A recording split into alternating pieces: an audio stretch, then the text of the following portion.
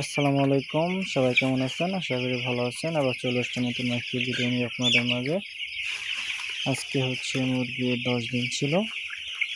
আজকে লাস্ট ভ্যাকসিনটা দিয়ে দিছি, রানীক্ষেতের ভ্যাকসিনটা। আলহামদুলিল্লাহ, এখন মুরগিগুলো আলহামদুলিল্লাহ সুস্থ আছে।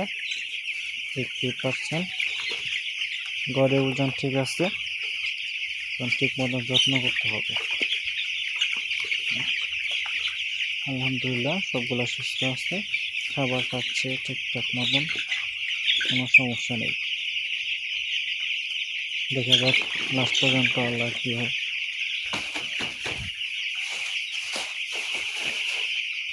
এখন এই সেটে দেওয়া আছে, কালকে কিছু যে পাশে একটা সেট আছে ওখানে নেওয়া হবে।